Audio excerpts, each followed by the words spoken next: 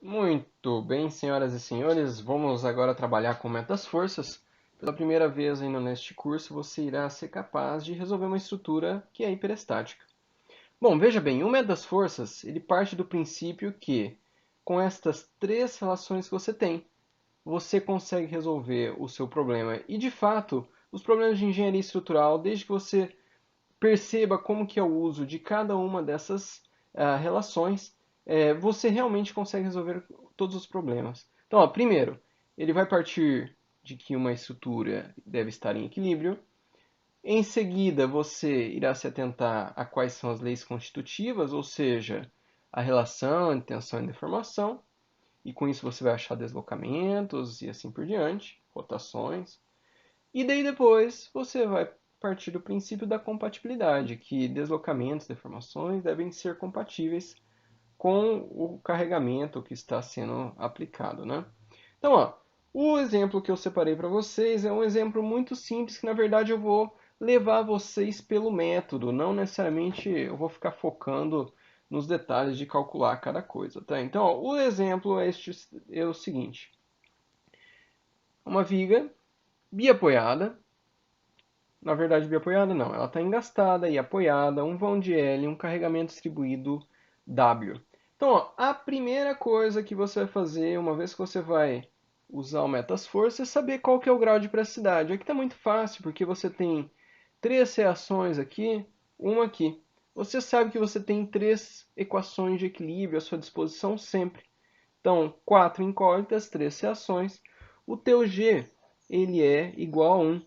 Isso daqui vai definir o número de casos aí que você vai estar estudando ao longo do método das forças, ok? Próxima coisa, né? Bom, vamos até colocar aqui, ó. Então, suponhamos aqui sendo A, aqui sendo B.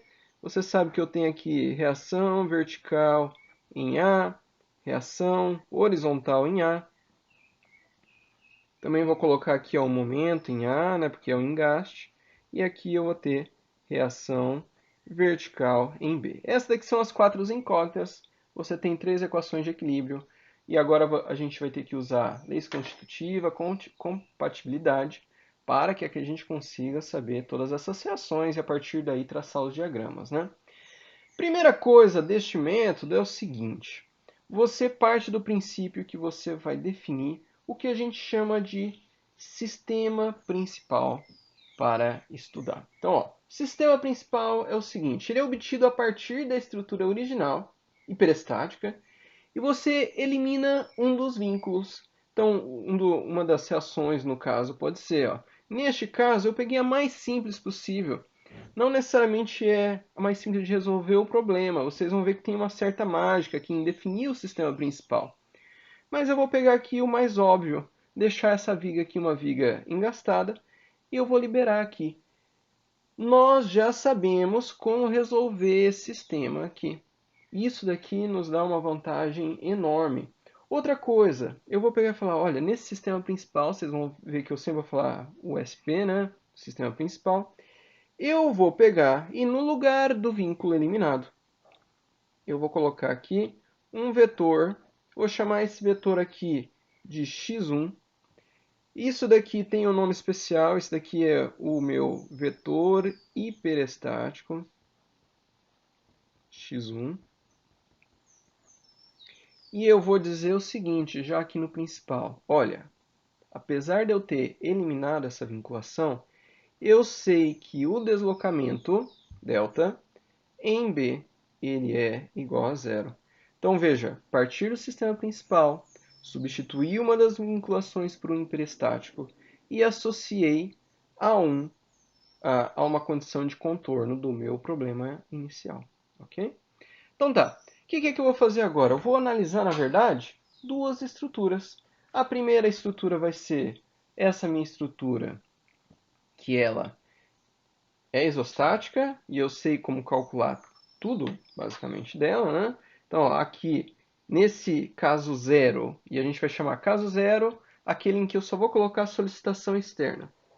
Então, a minha solicitação externa, nesse caso, é o meu carregamento distribuído. O que vai acontecer? Eu vou pegar e deixar que essa minha estrutura ela tenha um deslocamento. O que que acontece? Esse meu deslocamento aqui, eu vou chamar ele de delta em 1 devido, no meu caso de carregamento, 0. Então, ó, isso daqui a gente também chama de, então, delta 0, a gente chama de termo de carga. Termo de carga. Notem que quem que é o primeiro índice aqui? Esse daqui é onde. E esse daqui é o meu caso de carregamento, tá? Então, ó, eu estou analisando o meu deslocamento em 1, no meu caso 0, delta 1, 0. Essa nomenclatura vai se tornar muito importante para uma questão de organização nossa. Olha, na verdade, esse daqui é um caso tão conhecido que já tem tabelado em formulários quem seria esse delta 0, uma viga engastada, carregamento distribuído. Esse delta 0, eu vou colocar aqui para vocês, ó, delta 0 é igual a W, L a quarta, sobre 8EI.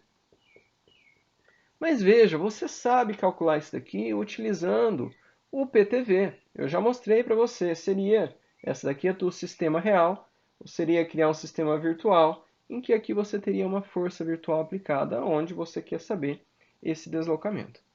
Muito bem, próximo caso, então agora você esqueceu que existia este teu apoio e deixou a estrutura livre.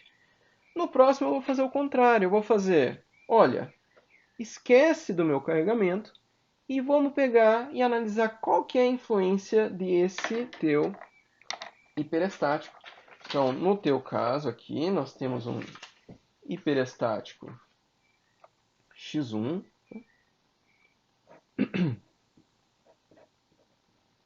E olha, para facilitar a nossa vida, o que eu vou fazer? Eu vou colocar esse meu x1 aqui igual a 1, mas todas as respostas que saírem daqui, eu vou multiplicar elas por x1.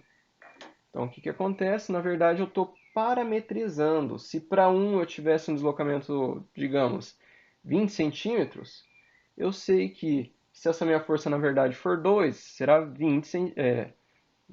Se para 1 foi 20 centímetros, para 2 vai ser 40 centímetros. Vai ser proporcional. Tá bom? Então, eu estou parametrizando essa resposta. Olha, o que vai acontecer na medida que eu colocar esse carregamento concentrado?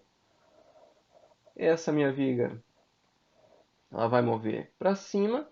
E esse deslocamento aqui eu vou chamar de delta em 1, no meu caso de carregamento 1. Então, onde? Em 1, né, onde eu tenho meu hiperestático 1, no meu caso de carregamento 1. Isso daqui a gente chama de coeficiente, vamos colocar aqui, ó. Então, delta 1, 1. Isso daqui é conhecido como coeficiente de flexibilidade.